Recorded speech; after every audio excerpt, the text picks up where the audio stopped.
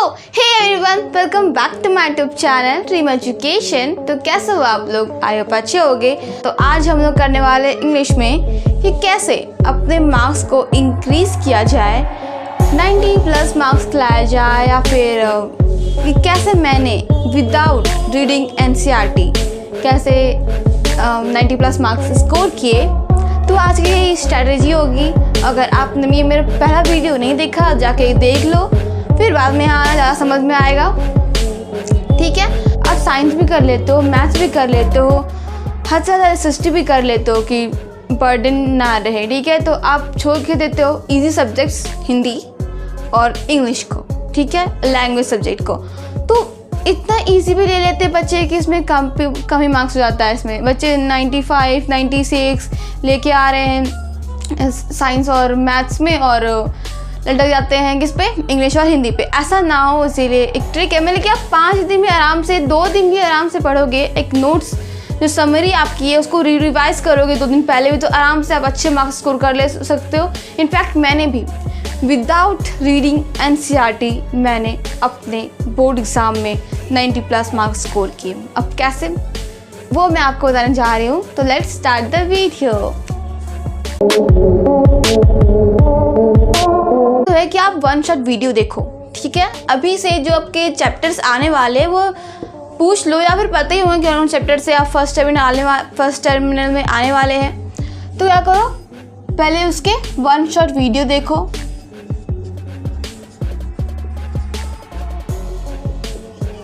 अब किसके देखोगे, ये भी तो आता है, किसको ढूंढोगे। जैसा जो मैंने की थी, जिस चैनल से मैंने अपनी इंग्लिश की पढ़ाई की थी, मैं वो बताने जा रही हूँ आपको कि डियर सर,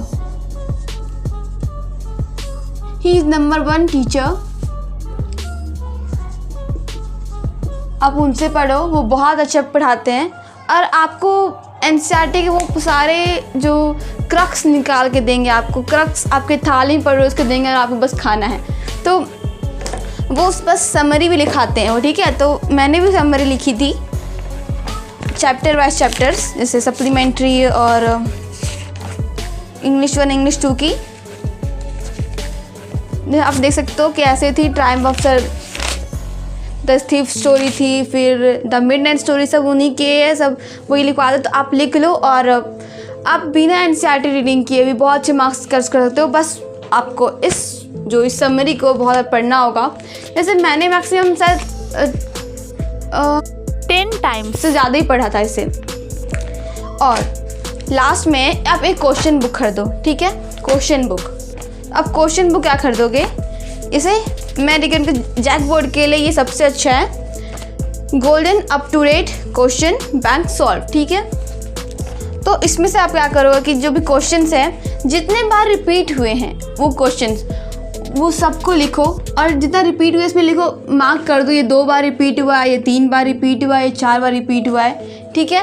तो बस इंग्लिश में ज़्यादातर क्वेश्चन क्या होते हैं, रिपीटेड ही होते हैं। आप मान लो आप जाओगे इतने सब करने के बाद, तो आप ज़रूर मुझे याद करोगे कि दीदी ने सही कहा था कि आप आंसर जो राइटिंग है क्वेश्चन में आप कभी नहीं फंसोगे तो आप बस ऑब्जेक्टिव में फंसोगे। तो ऑब्जेक्टिव में थोड़ा ध्यान देना। अगर आपके पास टाइम है एनसीईआरटी पढ़ने का, तो एनसीईआरटी पढ़ लेना, उससे ऑब्जेक्टिव आपका ठीक हो जाएगा। पर आफ्टर ऑल ज़्यादातर मिस्टेक्स तो स्पेलिंग्स में होते हैं इंग्लिश में, ठीक है। ये सब करने के बाद आप लिखो कैसे। ऐसे मैं हमेशा अपने पहले वीडियो में भी कहा था कि answer writing is very important for you. आप कितना ही पढ़ लो, अगर आप अच्छे से लिख के नहीं आते, अच्छे से प्रेजेंट करके नहीं आते, तो आपका मार्क्स उतना अच्छा नहीं आ पाएगा। तो क्या करोगे आंसर राइटिंग में कि जो भी इम्पॉर्टेंट लाइन्स होंगे उसको अंडरलाइन करोगे। क्या करोगे,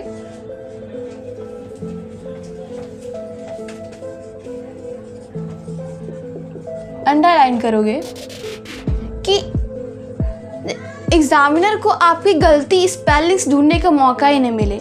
कि अंडरलाइन रहेगा तो उसका ध्यान कहाँ जाएगा, आपके अंडरलाइन किए हुए चीज़ों पे जाएगा। तो वो बस टिक करके यहीं पर, एग्जामिनर के पास आपके इतना टाइम नहीं रहता कि वो आपको ध्यान से चेक करे कॉपी। समझ रहे हो मैं क्या कहना चाह रही हूँ?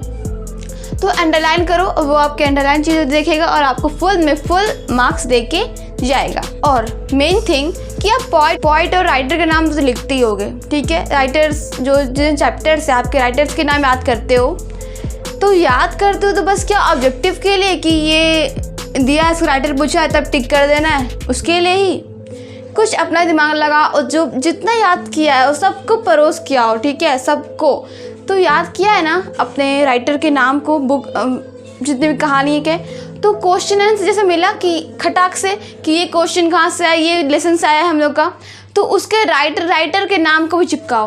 अब चिपकाओगे कैसे, तो उसके लिए कुछ लाइन्स हैं कि कैसे इसको लिखा जाता है, तो मैं वो बताऊंगी। और पैसेज जो कि एक बिना पढ़ा हुआ पैसेज रहता है, उसको आप कैसे टैकल करोगे कि आपको एक लाइन पढ़ के आपको एग्जाम में अच्छा नंबर दे। तो वो लाइन्स क्या है वो देखो। पहला, अकॉर्डिंग टू, मैं राइटिंग में मत जाना, राइटिंग आप अच्छा से लिखना, एग्ज़ाम में उसके ही 2-3 मार्क्स मिल जाते हैं। According to the writer of the above passage, मैं ये आपके लिए पैसेज के लिए लिख रही हूँ, ठीक है। According to the writer of the above passage, तो ये लिख के आप अपना अगला आंसर लिखना, ठीक है। हो सकता है कि आपका आंसर जो एग्जामिनर यहीं से यहाँ तक पढ़े, लगे कि बच्चे में दम में आपको फुल एंड फुल मार्क्स देके वो चला जाए, ठीक है।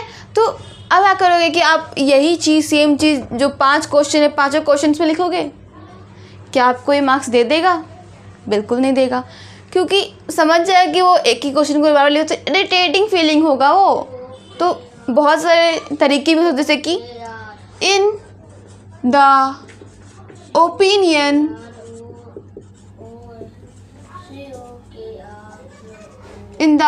Of writer of the above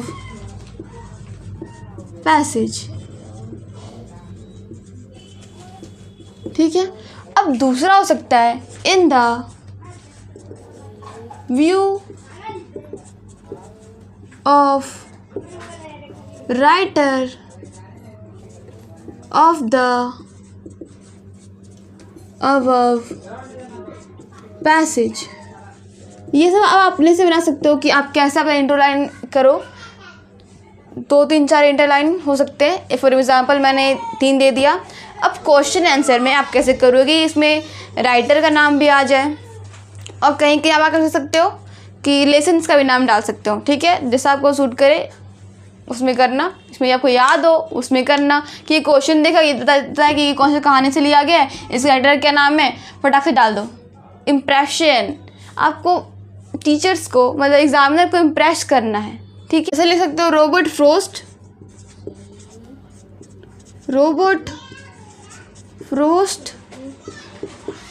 is the writer of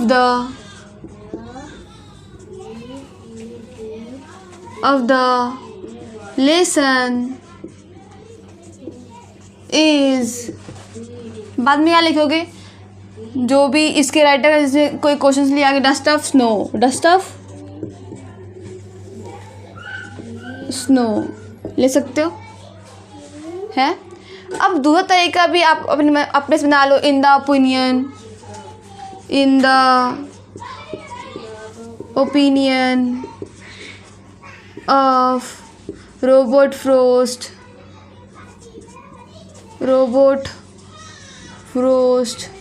who is the writer of the lesson is dust of snow. बहुत सारे तरीके हो सकते हैं लिखने के, तो ये तरीके से स्टार्ट करोगे ना आप तो बहुत अच्छा इंप्रेशन जमता है। तो यही थी। अब स्पेलिंग्स मिस्टेक तो आपको सुधारनी होगी, अब अंडरलाइन करने होंगे, अच्छे से लिखना होगा, खटम पीटी बहुत कम करनी होगी। और जो मैंने बताया डियर सर से समरी पढ़ने का, वो ज़रूर पढ़ना, वो अच्छा से पढ़ाएंगे भी आपको। और एनसीईआरटी के सारे ट्रक्स देते हैं, तो आपको एनसीईआरटी पढ़ने की ज़रूरत भी नहीं पड़ेगी। पर अगर बस टाइम है तो आप ज़रूर पढ़ना, आपसे उससे ज़्यादा अच्छा मार्क्स ला सकते हो आप। जैसे मैं 922 लाया था, तो आप शायद से 96, 98 फुल भी मार्क्स ला सकते हो। तो ये समरी भी वो देते हैं, ठीक है। तो ये आपको बहुत हेल्प करेगी ऐसे यहाँ पे मैंने लिखा था in the tiger in the zoo, फिर पोएटिक एडवाइस बहुत अच्छी है, तो आप उनसे पढ़ो, बहुत अच्छे टीचर हैं। तो अब किसी तरह का भी डांट हो तो मुझसे पूछो, और मैं कोशिश करूँगी कि आपको अगले हफ्ते तक मैं बना के दूँ, क्योंकि मेरे भी कॉलेज सब खुल गए हैं तो रोज़ वीडियो नहीं आ पाएंगे। तो आगे मैं कोशिश करूँगी कि आपके लिए एसएसटी और जितने भी वीडियो एसएसटी और साइंस के और हिंदी के और जितने सब्जेक्ट्स के जितने आपको डाउट है वो पूछ सकते हो, और आंसर राइटिंग के जो साइंस और एसएसटी की बाकी है, एसएसटी और हिंदी, वो भी आप देने की कोशिश करूँगी। तो मिलते हैं नेक्स्ट वीडियो में नेक्स्ट टॉपिक के साथ, तब तक के लिए जय हिंद जय भारत।